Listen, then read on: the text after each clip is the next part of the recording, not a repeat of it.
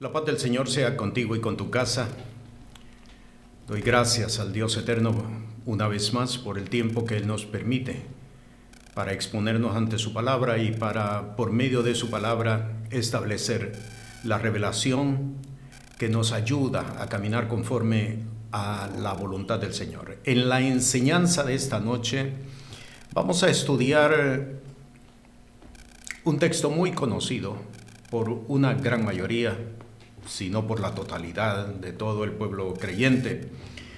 Vamos a estudiar el Evangelio de Lucas en el capítulo 15, desde el versículo 11 hasta el versículo 32. Se encuentra la parábola del hijo pródigo.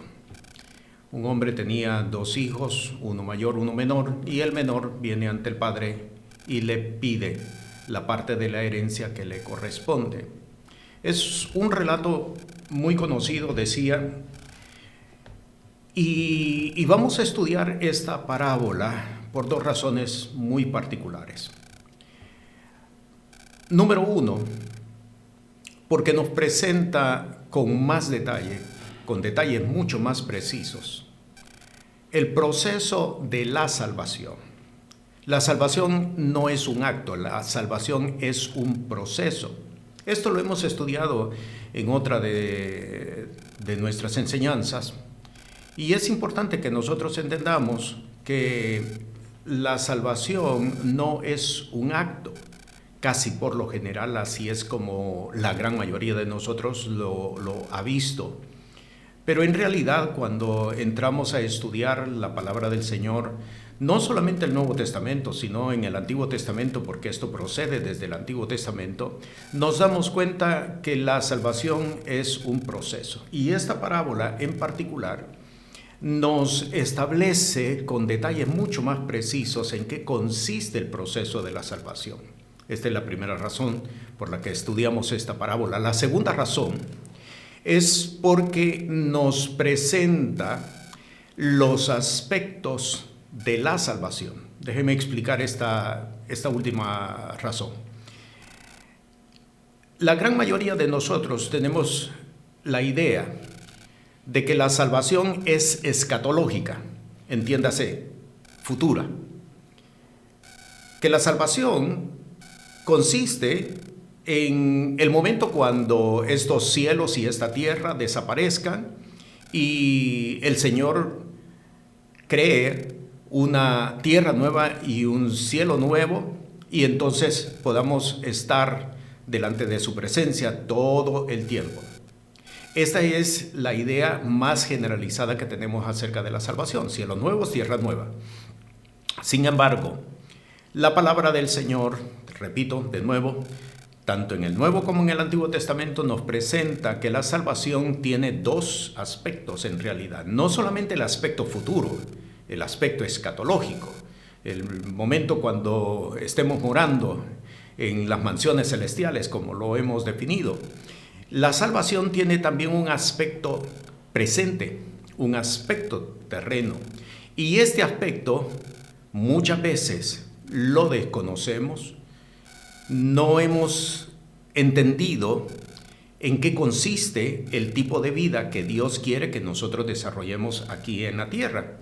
Sí hemos leído, por ejemplo, textos como hágase, Señor, tu voluntad en la tierra como se hace en el cielo,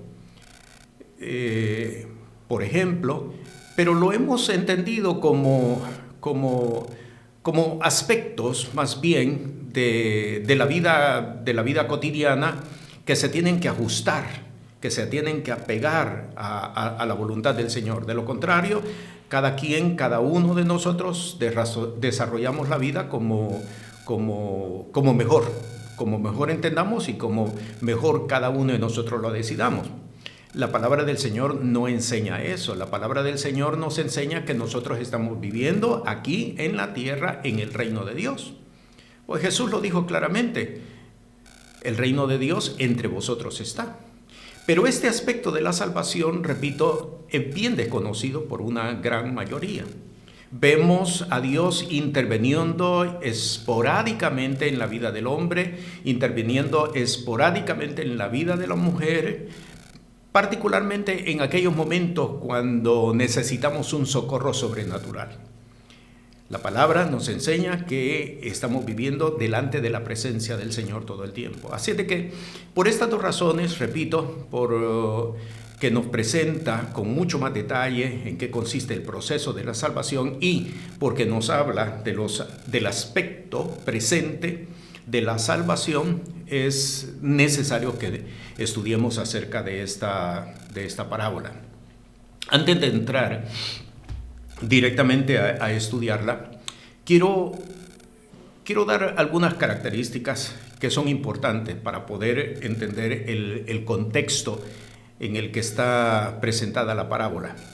La parábola está integrada con un grupo de parábolas que hablan acerca del gozo que hay cuando un pecador se arrepiente. Por ejemplo, cuando usted va al versículo 1, encuentra la primera parábola, que es la parábola del pastor que tiene 100 ovejas y que se le extravía una de ellas. Explica el gozo que recibe el pastor cuando sale a buscarla y cuando encuentra. Deja 99 en el redil para ir a buscar la que se había perdido. La segunda parábola la encontramos con el caso de una mujer que tiene 10 dracmas, 10 monedas, 10 dracmas, y se le pierde una de ellas. Nos explica lo que la mujer hace, barre, rebusca en todos los sitios hasta encontrarla. Y la parábola termina diciendo el gozo que siente la mujer y la felicidad tan grande que la comparte también con sus vecinos por haber encontrado la parábola. En ambas parábolas se llega a la conclusión de que así es el gozo en los cielos cuando un pecador se arrepiente.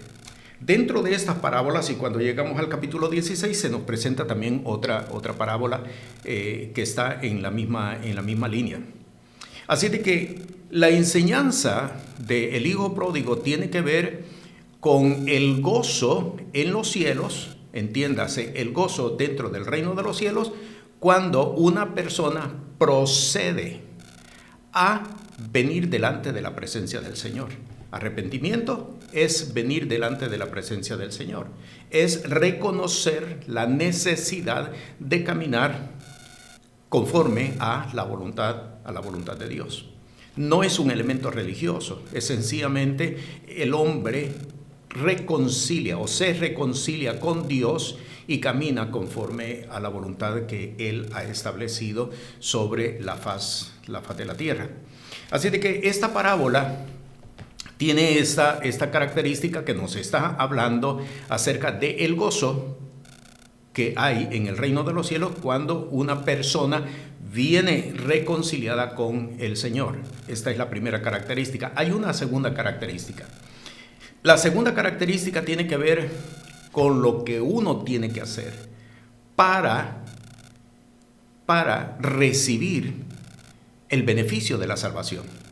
Y esto, aunque suene chocante, porque no es lo que se predica hoy en día, es importante que nosotros lo entendamos. Repito, lo que el hombre, la mujer, tenemos que hacer para recibir el beneficio de la salvación. Déjeme explicárselo para que tengamos claro esta idea. En las dos primeras parábolas, por cuanto los elementos que se han perdido son una oveja y una moneda, que ellos no pueden hacer nada para ser encontrados, el esfuerzo recae en el pastor que va tras de la oveja y la encuentra. El esfuerzo recae en la mujer que pierde la moneda y rebusca hasta encontrarla. Pero hay un esfuerzo, hay una acción para poder encontrar aquello que se ha perdido. En el caso del hijo pródigo, por cuanto no es una oveja ni es una moneda que no tienen la capacidad de encontrarse a sí mismo o de buscarse el camino a la salvación, el esfuerzo no recae en el padre, el esfuerzo recae en el perdido. El esfuerzo recae en la persona que está perdida, que es en este caso el hijo pródigo, el hijo menor. Y esta es, decía al principio, esta es la parte que a nosotros nos corresponde poderla entender. ¿Por qué? Porque cuando hemos hecho la pregunta acerca de qué debo de hacer yo para entrar al reino de los cielos, o como dijo el joven rico, ¿qué debo yo de hacer para heredar el reino de los cielos? Casi siempre nosotros decimos, no hay que hacer nada. No hay que hacer absolutamente nada, porque todo es por gracia y por medio de la fe. Así que sencillamente lo único que tú tienes que hacer es aceptar a Jesús. Y ya con eso tú lo alcanzaste, tú lo lograste todo, completamente todo. Pero el problema es que tenemos la experiencia de que hombres hacen justamente aceptan a Jesús y ya forman parte de una congregación o de una comunidad de fe, pero sin embargo, al cabo de cierto tiempo, la persona reincide en su conducta anterior, reincide en sus actos anteriores y vuelve como que de nuevo, prácticamente como a comenzar. Algunos vuelven, otros no vuelven. Sucede tanto en hombres como en mujeres. La pregunta es, ¿por qué esto? ¿Por qué esto? Donde hay mucha reincidencia dentro del cristianismo. La respuesta es bien sencilla. Porque no estamos caminando conforme a lo que la palabra del Señor establece. ¿Hay que hacer algo para entrar al reino de los cielos? Sí, hay que hacer algo. Y en la enseñanza de esta noche lo vamos a ver claramente. Hay que hacer algo. La oveja no podía encontrarse a sí misma. O sea, estaba siguiendo sus impulsos o lo que la haya movido. El esfuerzo recayó en el pastor. La moneda se había perdido, pero no podía encontrarse a sí misma. Así que el esfuerzo recae en la mujer que la está buscando. Pero no es el caso del hijo menor, porque el hijo menor no es una moneda, el hijo menor no es una oveja. El hijo menor tiene una conciencia, el hijo menor tiene un libre albedrío, una definición, una decisión. Por lo tanto, el esfuerzo no cae en el padre, no recae en el padre. El esfuerzo recae en el muchacho mismo. Así de que con esto nosotros vemos que sí, efectivamente hay que hacer algo. Pero no son acciones como para comprar o para que por mis acciones yo voy a salvarme a mí mismo. Claro, la palabra del Señor no enseña eso, pero es importante que nosotros entendamos que Dios está requiriendo de nosotros que hagamos algo. Y cuando hablamos de salvación, tenemos que entender salvación como una palabra integral, donde tiene que ver no solamente la salvación del alma, sino que tiene que ver también la liberación, tiene que ver la sanidad, tiene que ver la restauración en las distintas áreas donde el hombre, donde la mujer ha recaído en fracaso, en caos, en crisis, en pérdida.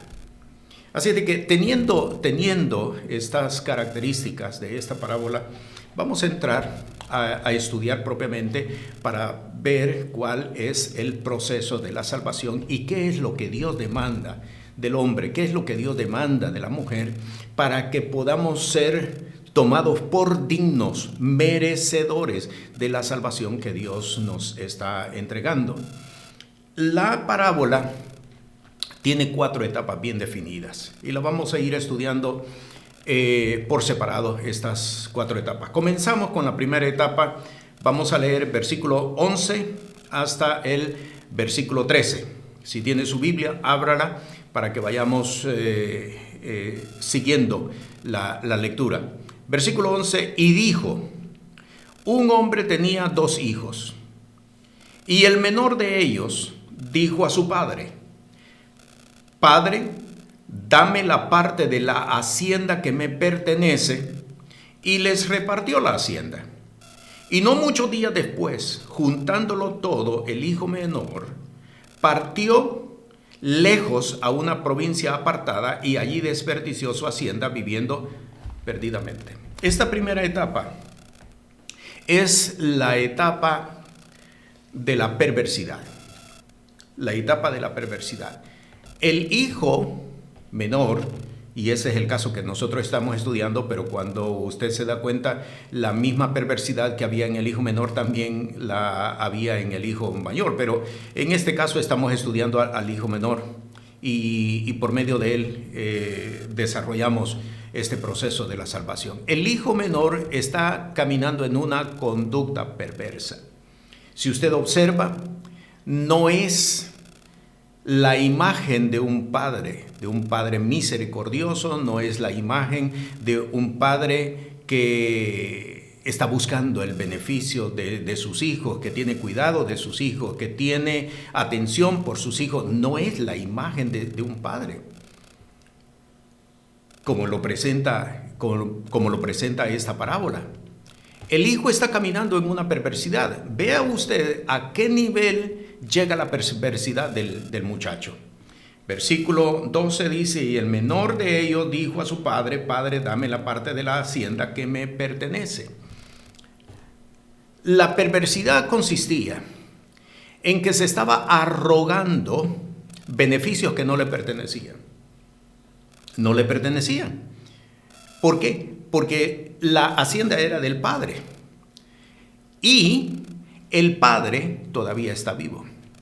La hacienda, tengamos presente que se nos está presentando un cuadro de una familia judía.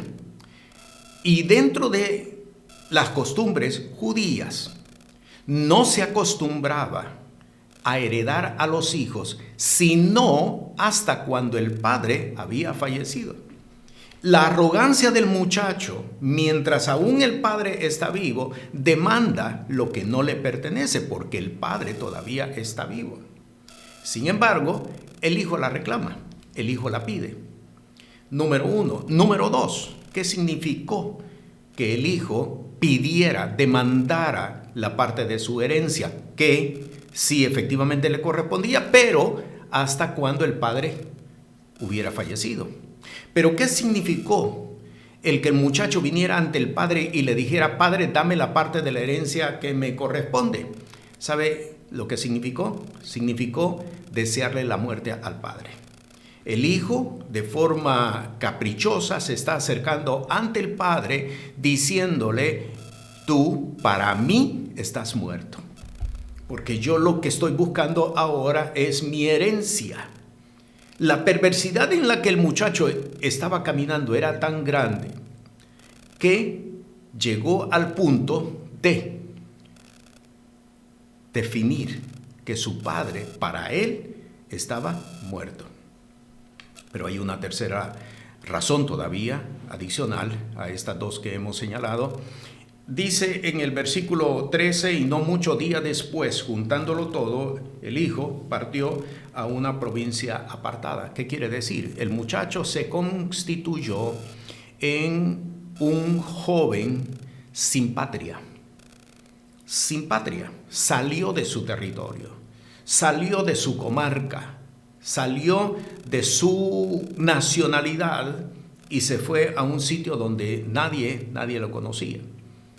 El muchacho se constituyó en un apátrida. Cuando usted va a la epístola del apóstol Pablo a los Efesios, el apóstol dice en el capítulo 2 que en otro tiempo estabais sin patria, sin Dios y sin esperanza. Esa fue la opción que este muchacho escogió. Siendo parte de una familia acaudalada, siendo parte de una nación con el beneficio de Dios, decidió salirse de todo ello. A ese nivel estaba caminando el muchacho. Es una conducta perversa, porque iba en contra de todo aquello que sus antepasados habían construido como heredad para él, pero fue en contra de todo ello. Primera etapa, entonces, tiene que ver con la conducta perversa. en la que este muchacho estaba viviendo. Hay algo que quiero señalar aquí, y es lo que la palabra del Señor establece, y quiero leerle aquí en Gálatas, en el capítulo 6, en el versículo 7, dice: no os engañéis, Dios no puede ser burlado. Todo lo que el hombre sembrare, eso también segará. ¿Por qué le estoy citando esta palabra? Porque esto que acabamos de leer es una ley espiritual. Todo lo que el hombre sembrare, eso es lo que cosechará. Significa entonces que si nosotros caminamos en perversidad, sembramos perversidad, perversidad es lo que nosotros vamos a cosechar. Que nosotros sembramos rebeldía, rebeldía es lo que vamos a cosechar. Que si nosotros sembramos rebelión, rebelión es lo que nosotros vamos a cosechar. Esto es una ley espiritual y no podemos sobrepasarla. No podemos decir, no, eso no aplica para mí, porque es una ley espiritual que aplica a todos los hombres, que aplica a todas las mujeres. Por lo tanto, entonces, es importante que nosotros entendamos que nuestras acciones van a traer resultados.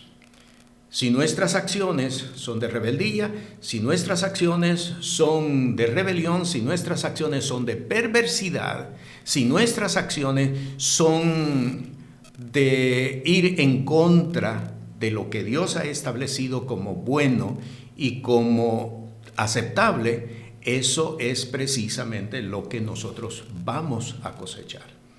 Por eso muchas veces es importante que nosotros entendamos que muchas veces lo que estamos viviendo es lo que nosotros mismos en un momento determinado de nuestra vida sembramos. Y esto es bien importante que nosotros lo entendamos, porque casi siempre cuando vemos cosas adversas a nuestras vidas, casi siempre le achacamos que eso es una intervención satánica y no queremos asumir la responsabilidad de que eso somos o fuimos nosotros quienes lo sembramos. La segunda etapa, voy ahora al versículo 14 hasta el versículo 16, que es la segunda etapa, donde vamos a dar cuenta que el muchacho tocó fondo. Llegó hasta lo último de la crisis, hasta lo último de la caída. Versículo 14 dice: y cuando todo lo hubo malgastado, vino una grande hambre en aquella provincia y le comenzó a faltar.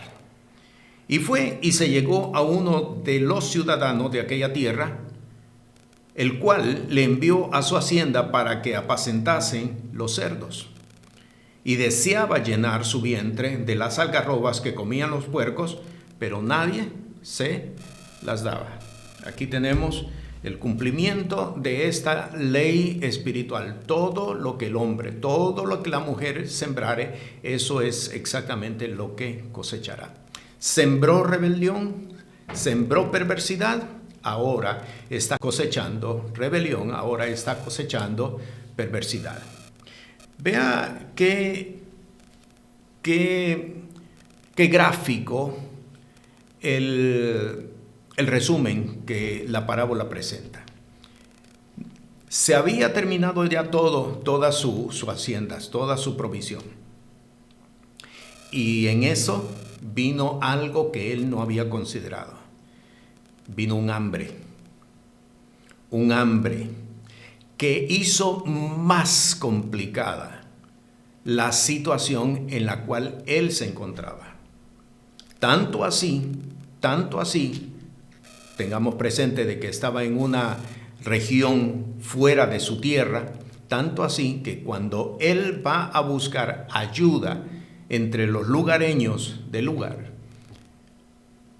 lo envían a apacentar cerdos.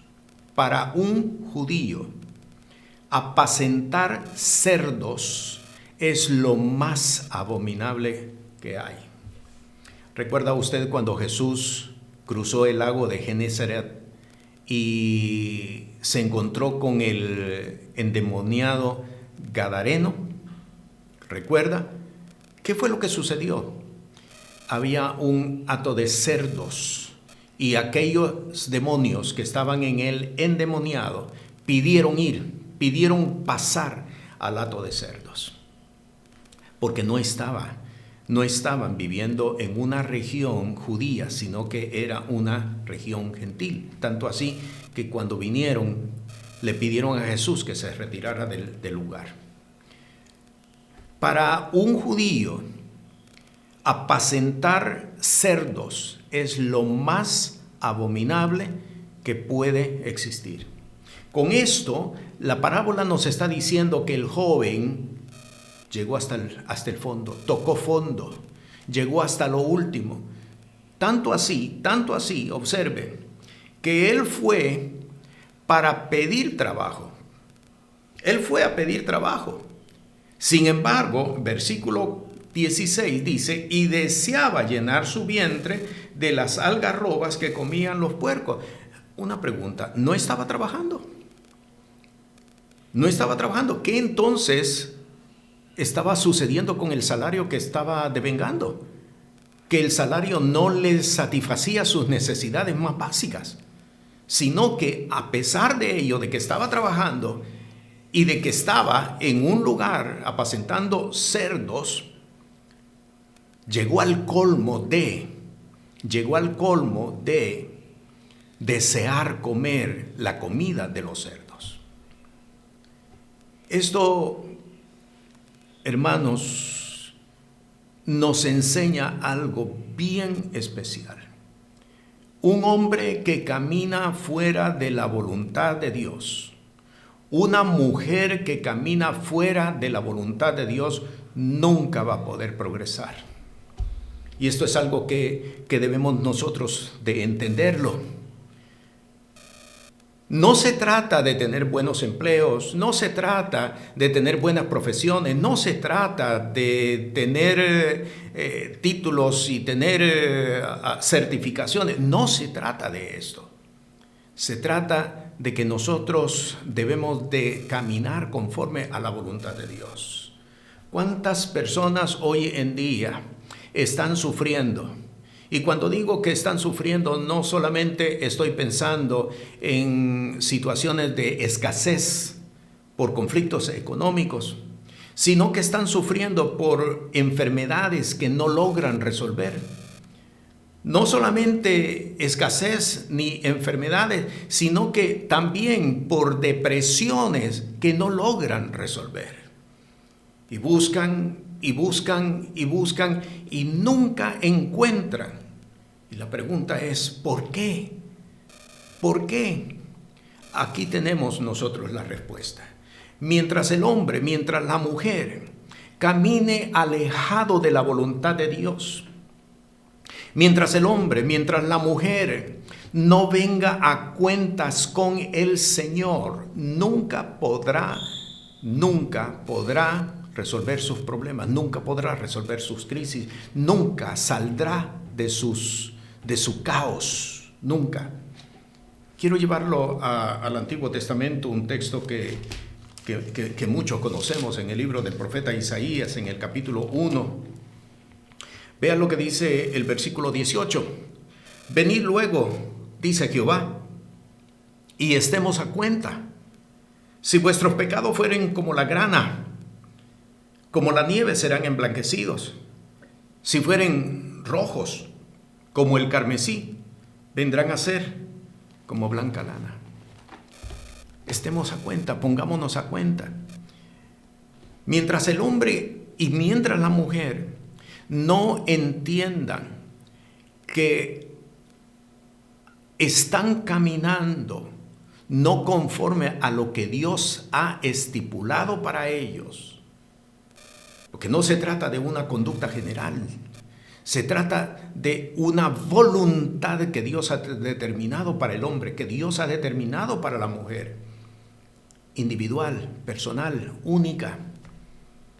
Mientras no lo entiendan, nunca podrán resolver su situación, nunca podrán salir de la crisis, del caos, de la situación, por pequeña que pudiera parecer, pero nunca podrán salir de allí.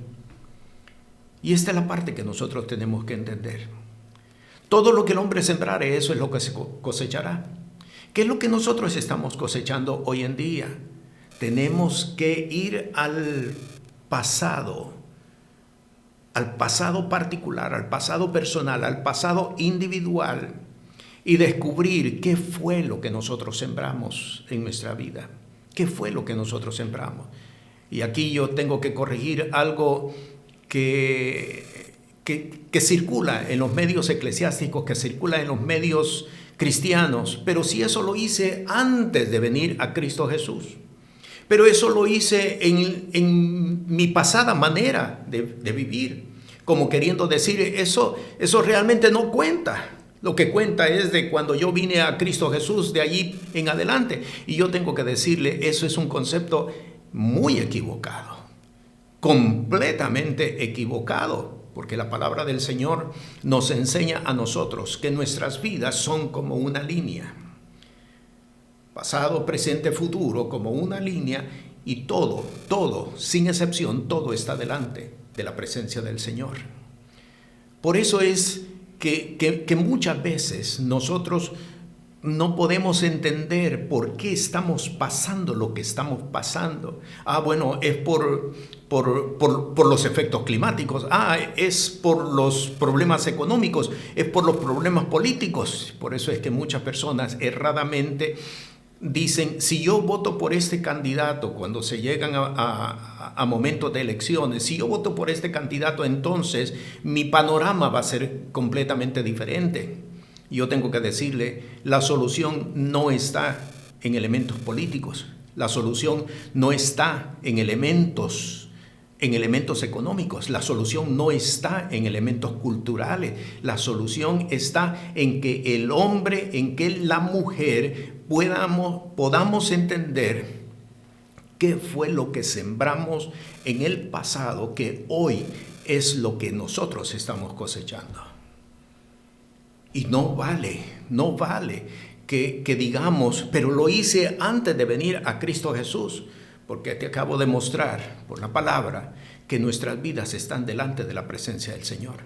Dios no nos va a juzgar cuando lleguemos al tribunal de Cristo. Dios no nos va a juzgar desde el momento en que vinimos a Cristo. De ahí en adelante, Dios nos va a juzgar por toda la vida. Desde que comenzamos a vivir hasta que partimos de esta tierra. Esto es una idea equivocada que prevalece en la vida de muchos hombres y de muchas mujeres. Por eso es importante lo que sembramos, independientemente de cuándo lo hicimos antes de Cristo, también lo estamos cosechando el día de hoy. ¿Por qué? Porque no hemos entendido de que Dios nos salva, de que Dios nos quiere salvar. Solo hemos creído de que si yo vengo a Cristo, ya soy nueva criatura, yo soy salvo y voy a caminar en las calles de oro. Así lo presentamos, estableciendo en muchos de los casos confusión, porque no es eso exactamente lo que la palabra del Señor establece. La palabra establece que el hombre tiene que arrepentirse. La palabra establece que la mujer tiene que arrepentirse. ¿Arrepentirnos de qué? Pero si yo no fui drogadicto, pero si yo no fui prostituta, pero si yo no fui un asesino, porque casi siempre eso es a lo que nosotros tendemos a creer, de que necesita a Dios solamente aquel que asesinó, o necesita a Dios aquel que anduvo en una vida perversa. Necesitamos a Dios todos, aunque no hayamos hecho lo que un criminal o lo que un perverso, un pervertido o una pervertida hizo. Todos necesitamos. ¿Por qué razón? Porque dice claramente la palabra de que en Adán y en Eva todos estábamos representados ese día. Lo que él hizo, Adán, lo que ella hizo, Eva, lo hicimos cada uno de nosotros, porque estábamos presentes en la vida de él y en la vida de ella. El proceso de la salvación consiste cuando el hombre puede entender que está cosechando lo que sembró en un momento determinado. Y de nuevo, para aquellas veces que nosotros decimos, pero es que no he hecho nada, no he hecho nada. Tengo que decirte, y vamos a verlo, tengo que decirte que las intenciones también cuentan. Tengo que decirte que los pensamientos también cuentan. Tengo que decirte que los sentimientos también cuentan. Tengo que decirte que los comentarios también cuentan. No solamente son las acciones. Las acciones son el resultado de muchas veces decisiones que se tomaron premeditadamente y se llevaron a cabo. Es importante que nosotros veamos y entendamos que Dios nos juzga íntegramente, no solo por lo que hicimos, también por lo que pensamos, también por lo que sentimos, también por lo que deseamos, también por las intenciones que nosotros desarrollamos. Estamos delante de Dios todo el tiempo. La tercera etapa de la parábola comienza a partir del versículo 17 y termina en el versículo 21. Esta tercera etapa es la etapa de la salvación. Y esta tercera etapa está bien definido. Tres secciones que el joven tuvo que hacer, y son precisamente las acciones que Dios demanda para poder heredar el reino de los cielos. Vamos a entrar a ello. Vamos al versículo 17. Y volviendo en sí, dijo: ¿cuántos jornaleros en casa de mi padre tienen abundancia de pan, y yo aquí perezco de hambre? Tercera etapa, estamos en la tercera etapa. Primera acción, la acción de la conciencia. La acción de la conciencia. Esto es una acción, la acción de la conciencia. ¿Cuántos hombres y cuántas mujeres caminamos en la vida sin conciencia de lo que estamos haciendo? ¿Cuántos hombres y cuántas mujeres caminamos autómatamente? ¿Cuántos hombres y cuántas mujeres caminamos en la vida por rutina? ¿No le ha pasado a usted de que en ocasiones vamos para un sitio diferente de los que usualmente acostumbramos a ir, pero por la rutina de momento perdimos la ruta y vamos para otro sitio? Pero como estamos acostumbrados a ir al mismo sitio todos los días, agarramos el mismo camino. Nos ha pasado. ¿Por qué?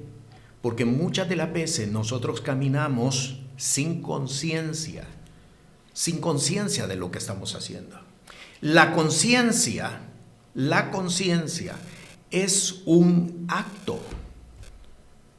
Cada uno de nosotros, hombres y mujeres de Dios, tenemos que tener conciencia de nuestra posición, de nuestra situación. Tenemos que tener conciencia de todo lo que hacemos. Quiero que usted revise este texto. En Primera de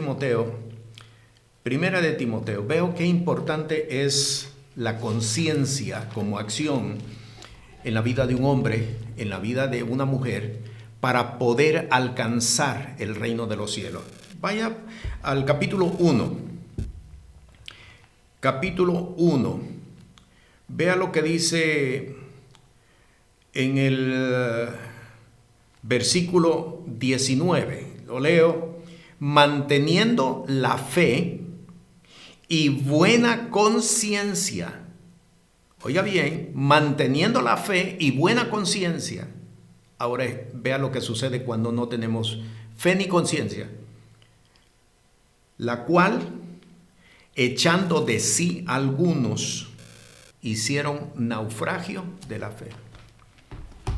No tener conciencia nos puede conducir, nos puede llevar a perder la fe.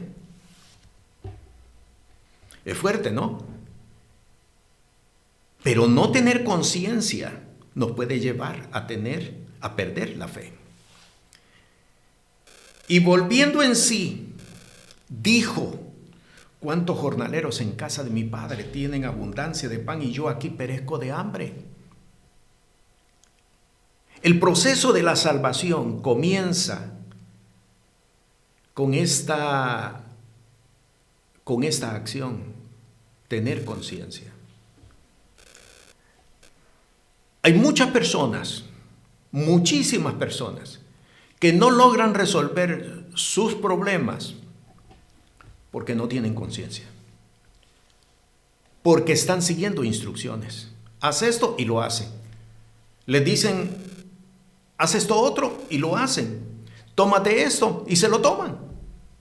No tienen conciencia, están siguiendo lo que este le dijo, lo que este otro le dijo, y si hay uno tercero, hay un cuarto que le dice: haz esto, lo hacen. Yo tengo que decirle algo, y esto le va a resultar bien fuerte.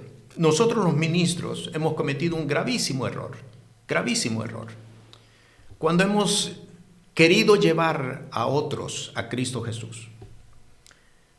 Repita esta oración. ¿Sabe a lo que me estoy refiriendo? Repita esta oración.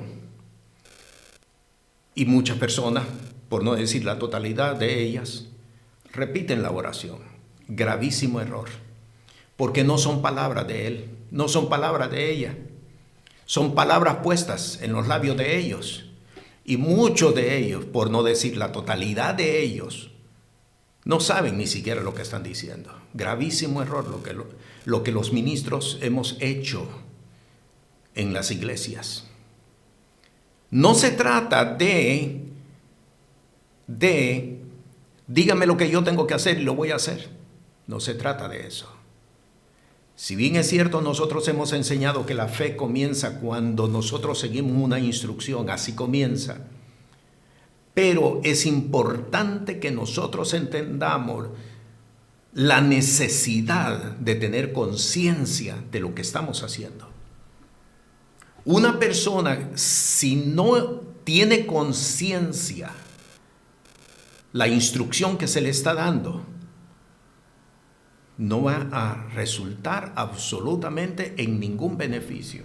Vamos a presentar un ejemplo para que podamos entenderlo.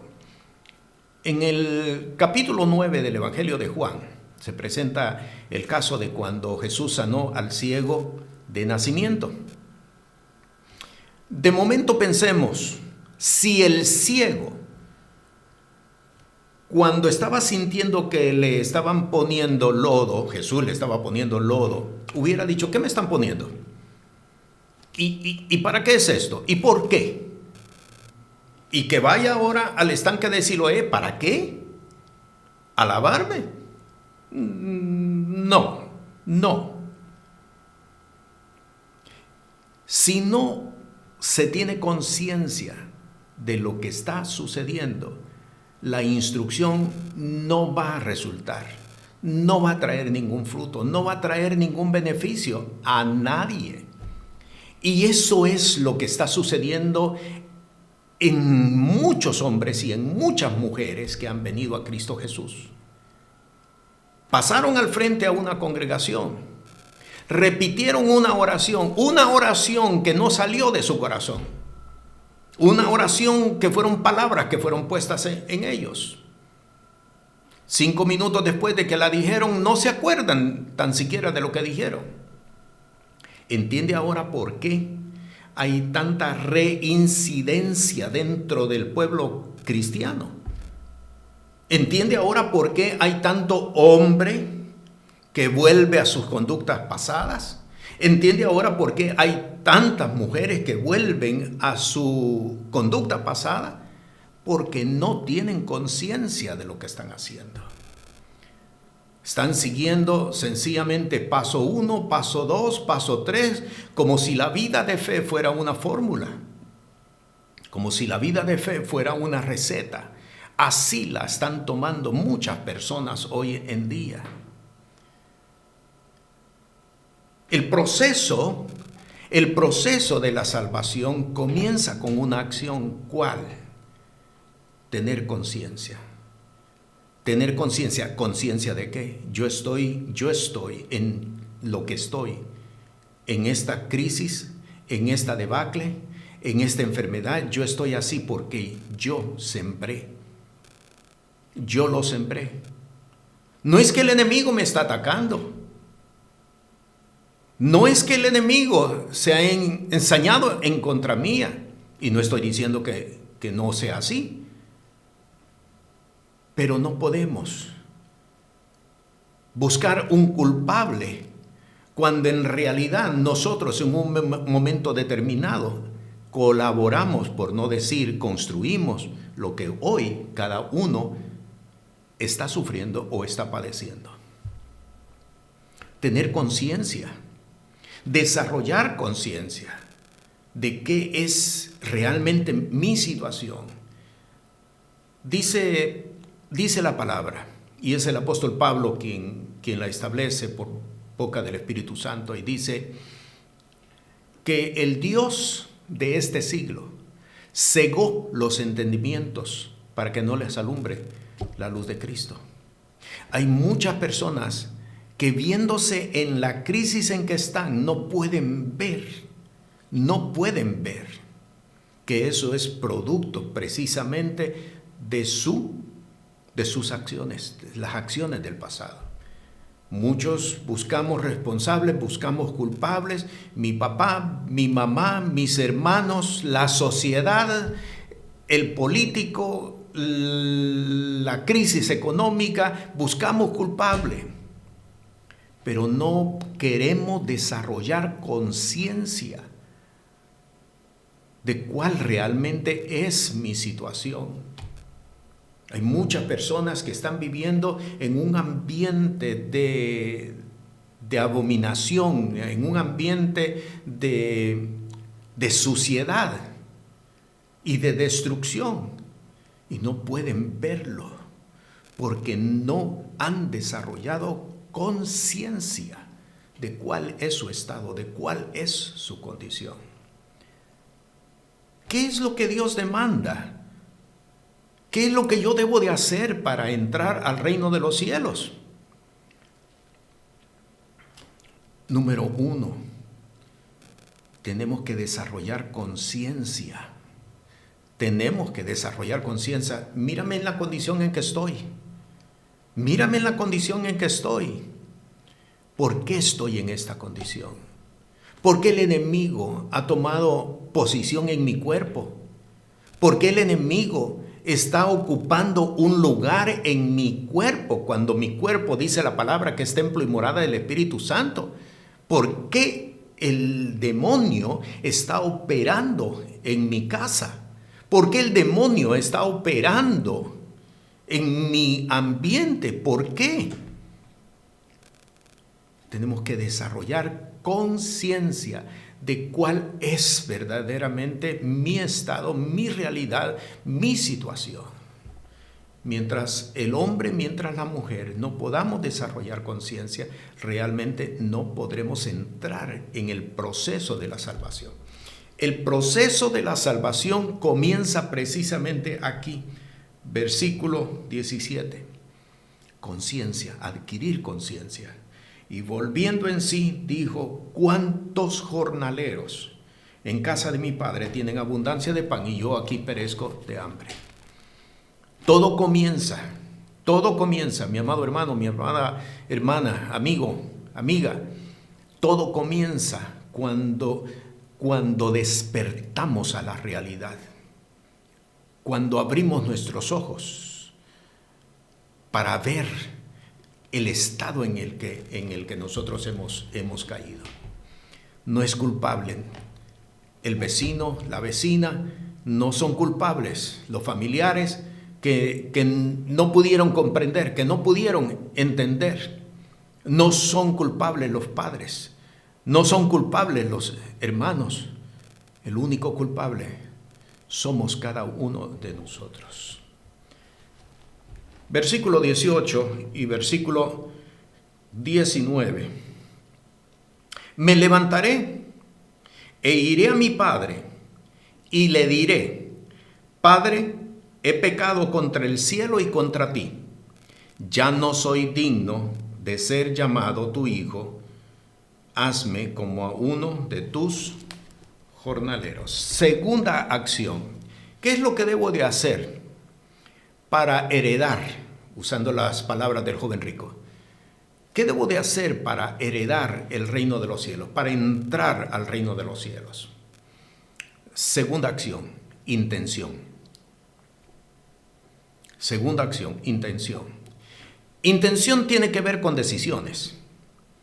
Intención tiene que ver con propósitos. Intención tiene que ver con actitudes. Intención tiene que ver con disposición de ánimo. Intención tiene que ver con conducta, tiene que ver con carácter, tiene que ver con personalidad, tiene que ver con el desarrollo de un pensamiento proactivo, tiene que ver con una disposición de moverme. No es quedar solamente en el proyecto, sino en el de moverme y de establecer los pasos que yo voy a seguir para alcanzar aquel propósito. Vea usted bien, he pecado contra el cielo y contra ti. Ya no soy digno de ser llamado tu hijo. Eso fue lo que el joven dispuso en su intención. Dispuso en su intención, dispuso en su propósito, dispuso en su decisión. Cuando yo llegue, esto es lo que le voy a decir: hazme como a uno de tus jornaleros. Yo lo voy a decir, tiene que haber una intención. El problema que muchos hemos tenido es, no solamente no tenemos conciencia, y muchos han estado siguiendo una instrucción: haz esto, haz lo otro, haz aquí, tómate esto, bébete esto, haz esto, di esto. No solamente no hemos tenido conciencia, sino que todo se queda en proyecto. Todo se queda en un ideal. Todo se queda en planes. Si yo tuviera esto, si yo pudiera hacer esto, si yo, y si yo, y si yo, y todo se queda en el si yo. No hay una disposición de ánimo de alcanzar algo. ¿Lo estamos entendiendo? El proceso de la salvación comienza cuando desarrollamos conciencia, pero muy importante es que tengamos una intencionalidad para poder llevar a cabo aquello, para poder alcanzar aquello que nos libre de la situación en la que nosotros estamos. Uno de los problemas que yo he visto en hombres y en mujeres, creyentes por supuesto, es que voy a orar, voy a ayunar, voy a hacer vigilias. Yo tengo que decirle, no estoy en contra de orar, no estoy en contra de ayunar, no estoy en contra de hacer vigilias. Hay que hacerlas, claro que sí. Pero cuando se presentan como una alternativa de cambio, no funciona. No funciona. No funciona. Cuando se presenta como una alternativa de cambio, no funciona, porque Dios lo que está esperando de nosotros es: muévete, muévete. Adquiriste conciencia, ahora dispón qué es lo que vas a hacer, cómo vas a resolver tu situación, qué intención, con qué intención, con qué intensidad, con qué carácter, con qué personalidad, con qué disposición vas a enfrentar esta crisis. ¿Lo está viendo? Voy a orar. No. ¿Qué fue lo que Dios le dijo precisamente a Moisés? Este no es tiempo de orar. Este no es tiempo de orar que tienes en la mano. Este es tiempo de desarrollar intencionalidad para hacer algo. Para hacer algo, que Dios vea en ti que hay un esfuerzo. Se da cuenta entonces que muchas veces cuando nosotros decimos, no hay que hacer nada, estamos dañando el propósito de Dios.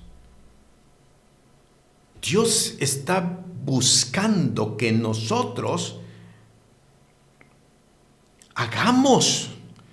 mostremos que hay una intencionalidad, que hay una disposición.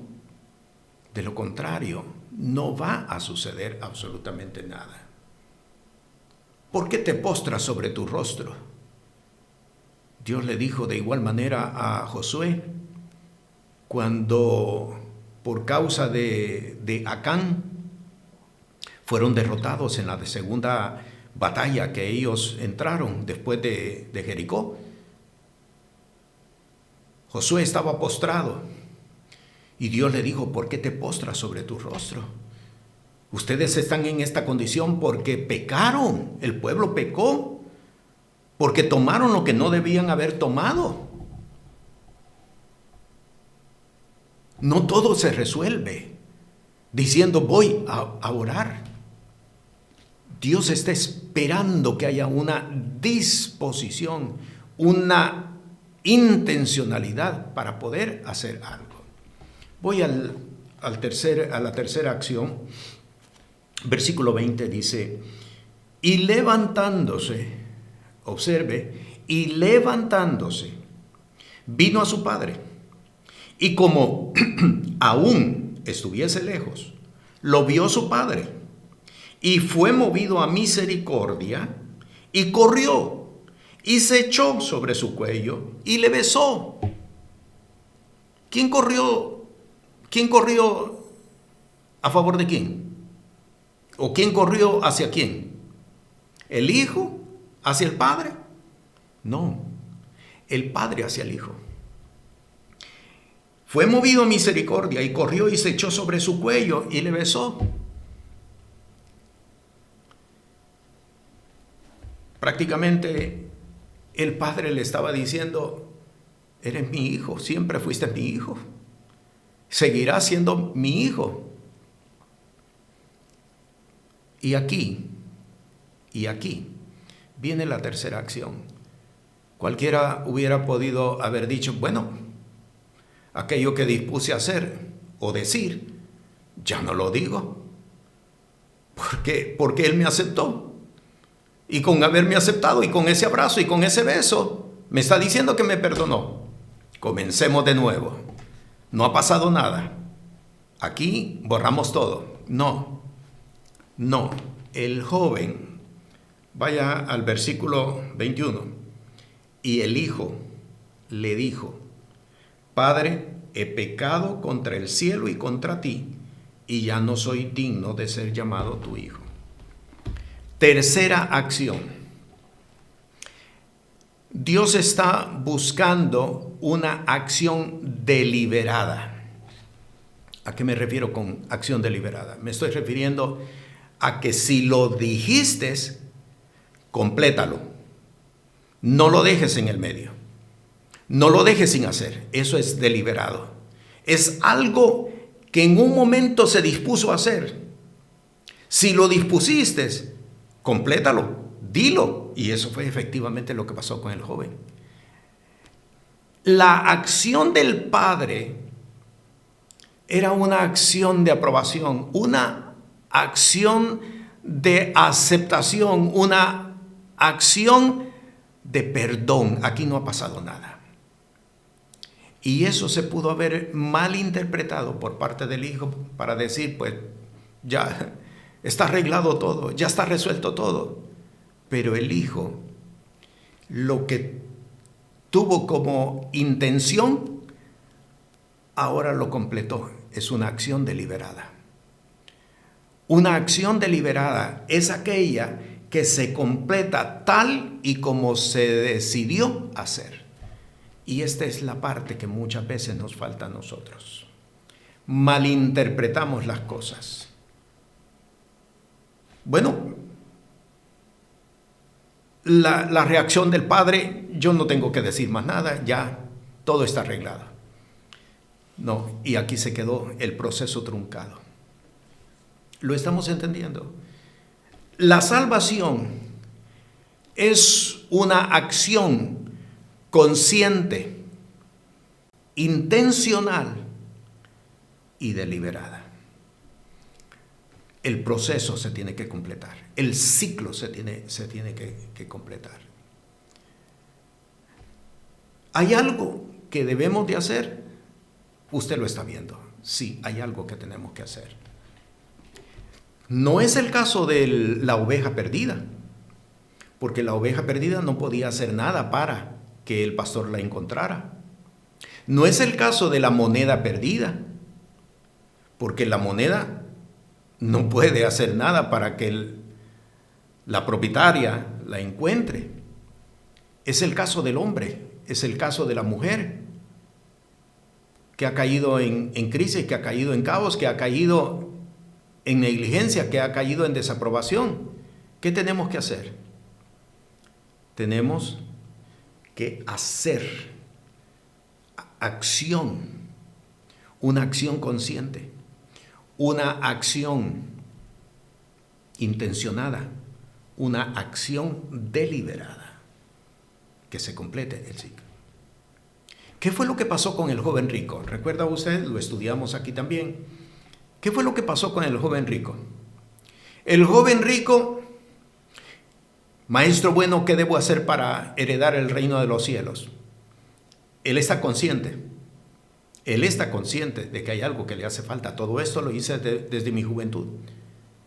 Tiene la intención, porque ya Jesús había salido y el joven corrió para encontrarlo, es decir, para alcanzarlo y hacerle la pregunta. Tiene la intención, pero le faltó la tercera parte. Lo deliberado le faltó. El joven dijo, tengo muchas riquezas, muchísimas riquezas. Las acciones que Dios está demandando nos tienen que costar a nosotros. Y esto fue lo que el joven rico no quiso hacer. Dios no está pidiendo nada sencillo. Como dijo pastor, sí, Dios no está pidiendo nada sencillo.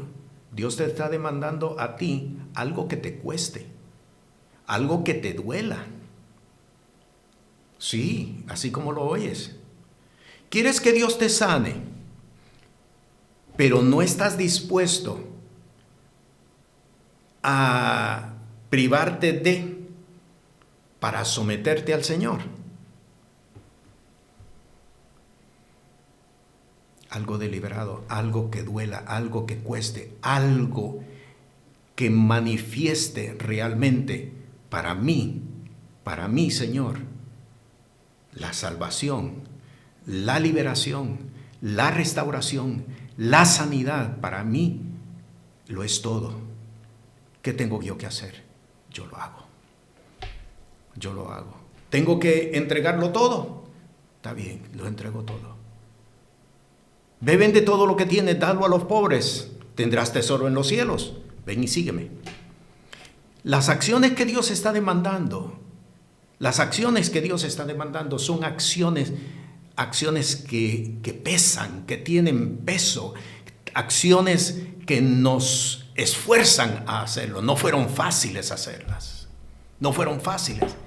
Hay un caso en el Evangelio de Lucas también, me gustaría que usted lo leyera, de una mujer viuda, pobre, y tenía 2 blancas, dice la palabra. Era, para los efectos nuestros, centavos. centavos. Eso era lo único que tenía. Recuerde, viuda, pobre. ¿Qué significa viuda y pobre? Significa que no hay nadie que vele por ella. Significa que no tenía absolutamente nada para comer. Lo único que tenían son 2 blancas, 2 centavos. Y fue, los entregó. Y Jesús dijo, esta dio más que todos aquellos que dieron grandes cantidades de dinero. ¿Por qué? Porque lo entregó todo. Porque la mujer lo que dijo es, para mí el Señor lo es todo. Y si me tengo que quedar sin comer, me voy a quedar sin comer. Pero muchas veces nosotros queremos hacer mezcla de tejidos. Queremos hacer mezclas. Yo quiero que el Señor me sane, pero me voy a tomar este medicamento. Lo que estamos haciendo es mezcla. No hay nada que nos esté costando. No hay nada que nos esté costando. Y tengo que decirle, cuando nosotros actuamos de esta manera, estamos mostrando que no hay ningún esfuerzo. No hay ningún esfuerzo. Y por lo tanto, no somos contados como dignos para lo que Dios está entregando. Es fuerte, pero es precisamente lo que Dios está buscando. Estos son los hombres y estas son las mujeres que arrebatan el reino de los cielos. ¿Ha leído en la palabra que dice que el reino de los cielos, los valientes lo arrebatan? Hay muchos hombres y hay muchas mujeres que no son valientes dentro del reino. Que queremos partes fáciles, partes sencillas, partes que no me afecten, a mí. Hermano, si la salvación es algo valioso y nosotros nos comportamos de esta manera, lo que estamos es menospreciando la salvación de Dios. Vamos a la cuarta etapa. Cuarta etapa, versículo 22, 23 y 24. Pero el padre dijo a sus siervos, sacad el principal vestido y vestidle, y poned un anillo en su mano y zapatos en sus pies, y traer el becerro grueso y matadlo, y comamos y hagamos fiesta, porque mi hijo muerto era y ha revivido. Se había perdido y es hallado. Y comenzaron a regocijarse. La cuarta etapa nos está presentando los aspectos de la salvación. Los aspectos de la salvación no solamente son futuros. Muchos de nosotros solamente estamos esperando los cielos nuevos, la tierra nueva, caminar en las calles de oro, nuestras mansiones de oro. Eso es lo único que estamos esperando. Y mientras estamos viviendo sobre la faz de la tierra, vivimos en muchos de los casos como pordioseros, como personas que no hemos conocido al Señor. Tengo que decirle que la salvación tiene dos etapas. Una etapa futura, que sí efectivamente vamos a caminar en calles de oro, sí efectivamente vamos a caminar en el reino de nuestro Padre. Usted puede ir al libro de Apocalipsis y allí se describe claramente. Sí, efectivamente vamos a caminar. Pero la salvación tiene una manifestación presente. Mientras estamos en la tierra, estamos en el reino de los cielos. Estamos viviendo en el reino de los cielos. Y nuestra forma de vivir en la tierra tiene que ser de la misma forma como lo será cuando estemos en el reino de los cielos. ¿A qué me estoy refiriendo? Se lo explico. Vean lo que dice en el versículo 22. Pero el padre dijo a sus siervos, sacad el principal vestido y vestidle. ¿Qué significa el vestido? Fue la primera acción del padre. Sacad el principal vestido y vestidle. ¿Qué significa el vestido? Vaya al Antiguo Testamento, al libro de Génesis. En el libro de Génesis, vamos al capítulo 3 y vamos a buscar en el versículo 21. Capítulo 3, versículo 21, y leemos: Y Jehová Dios hizo al hombre y a su mujer túnicas de pieles, y los vistió. Exactamente lo mismo que dice el capítulo 15 de Lucas. Exactamente lo mismo. ¿Qué significa entonces el vestido? El vestido significa dignidad. Dios nos hace dignos. Dios nos hace dignos. Muchos de nosotros vemos como que tenemos que ir llevando la cruz, y la cruz la hemos considerado como dolor, como sufrimiento, como penuria, que dicho sea de paso es un mensaje católico en realidad. Estar en penitencia todo el tiempo, estar en penitencia todo el tiempo. No. Llevar la cruz no significa eso. Llevar la cruz es morir a mí. Ya no vivo yo, Cristo vive en mí. Eso es llevar la cruz. ¿Qué significa vestirle? Que lo hizo digno. Lo vistió de dignidad. ¿Sabe lo que significa la misericordia de Dios? Un vestido. Dios nos hizo dignos. Cuando usted va a Deuteronomio capítulo 28, le animo para que lo lea, los primeros 14 versículos por lo menos. En las bendiciones que Dios le está dando al pueblo, le dice: serás puesto por cabeza y no por cola. Todo lo que tu mano tocare será bendito y prosperado. Dios hace digno al hombre. Hace un momento usé una palabra quizás bien fuerte. Muchos vivimos como pordioseros, como rogando siempre para tener algo. La salvación tiene un aspecto presente. Dios nos hizo dignos. Y como dignos, como hijos, como herederos, ahora te está dignificando para que vivas como hijo. No, como dijo la mujer sirofenicia, aún los perrillos comen de las migajas que caen de sus amos. Pero sigo leyendo, dice: poned un anillo en su mano. ¿Qué significa el anillo? El anillo significa autoridad. Lo reviste de autoridad, le dio dignidad y ahora lo está revistiendo de autoridad.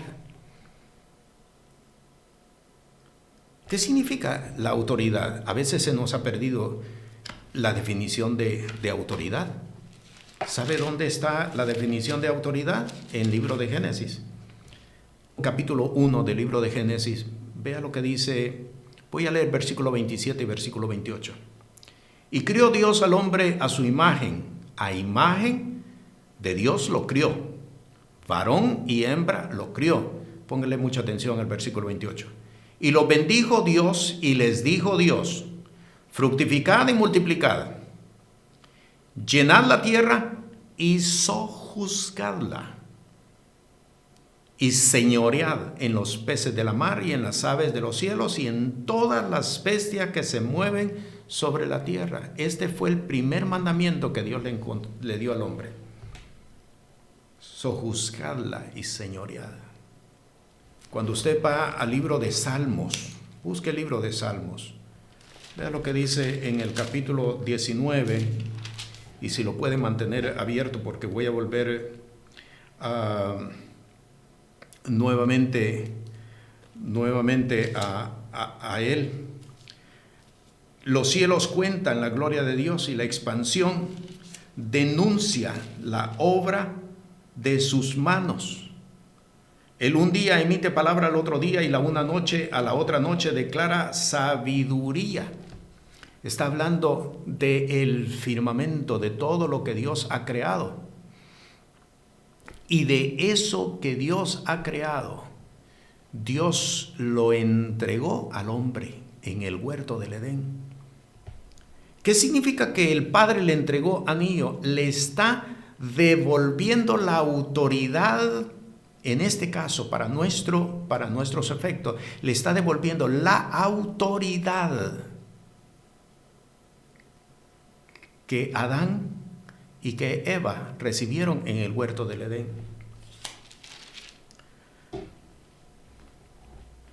Le está devolviendo la autoridad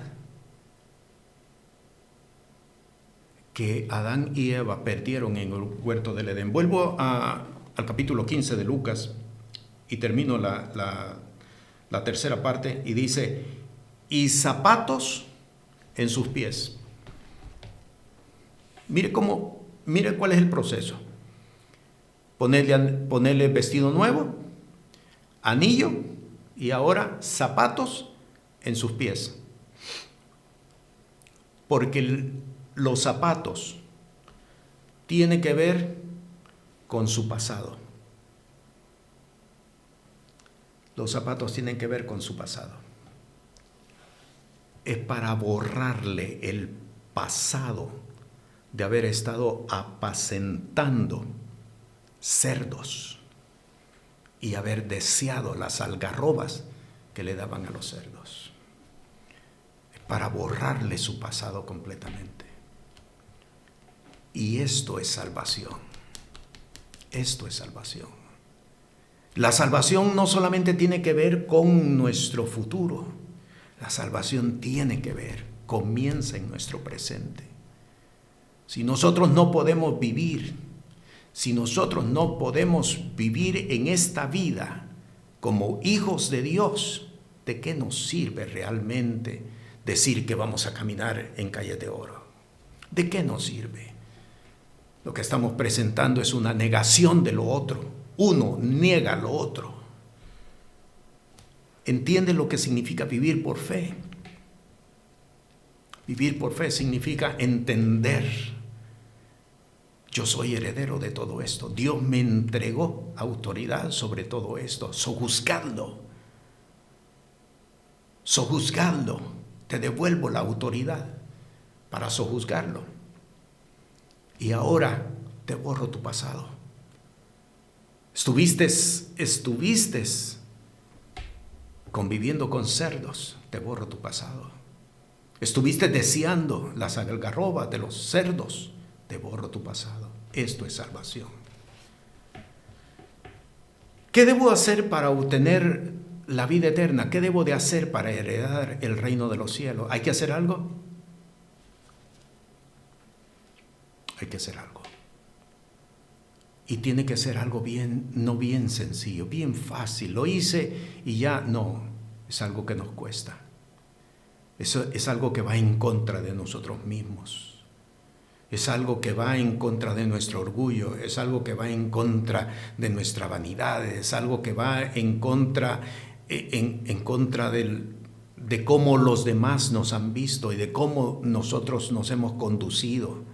Tiene que dolernos, tiene que pesarnos. No estoy acostumbrado a vivir sin dinero, lo voy a entregar todo. No estoy acostumbrado a vivir sin amigos, lo que para mí era ganancia, lo he reputado en pérdida. No estoy acostumbrado a vivir sin medicamentos. Señor, tú eres mi sanidad. Tú eres mi sanidad. Hermano, yo tengo que hablar de esto. Yo tengo que hablar de esto porque ¿sabe qué? Porque muchas veces establecemos mensajes ambiguos que no te conducen a nada, que no establecen testimonio a nadie. Por eso es bien importante. Hay un último aspecto que necesito que lo conozcamos, y es el siguiente. el Padre todavía está vivo. Y si el Padre le devolvió al Hijo la autoridad de volver a ser hijo, quiere decir que el Hijo volverá a heredar cuando el Padre fallezca. Eso es gracia. Eso es gracia. ¿Te das cuenta hasta dónde llegan los alcances de la salvación? Una salvación tan grande que no podemos nosotros desperdiciar, ni menospreciar. Por eso tenemos nosotros que entender, hoy en día no se está viviendo un evangelio de fe. En muchos de los casos se está viviendo un evangelio comercial, un evangelio barato, un evangelio que no estimula a nadie, un evangelio que no esfuerza a nadie, un evangelio que está bien, Dios lo que mira es tu corazón, Dios lo que mira es tu intención. Un evangelio que no conduce a nadie a querer lo que tú tienes. Por eso esta noche, al llegar a este punto, debemos de tener conciencia, porque muchos todavía no hemos salido de apacentar cerdos. Muchos no hemos salido todavía de allí, porque no hemos adquirido conciencia de cuál es mi estado, de cuál es mi condición, cómo yo me encuentro. ¿Así Dios te quiere tener? ¿Así es que Dios te quiere tener?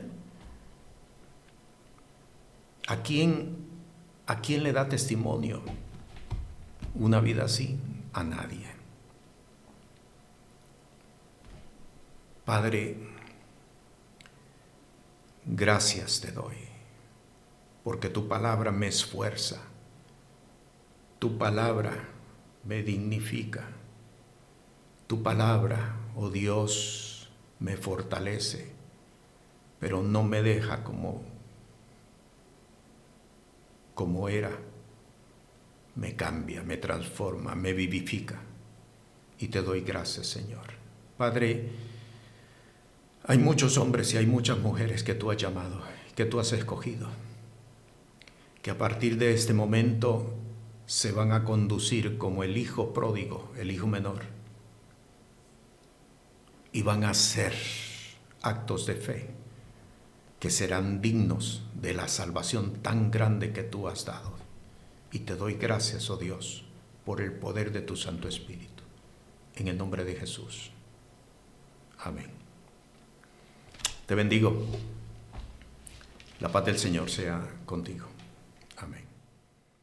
Este programa es presentado por el Ministerio Apostólico y Profético Cristo Rey. Puede comunicarse con nosotros por WhatsApp al 1407-653-9700. Sea la paz de Dios sobre su vida.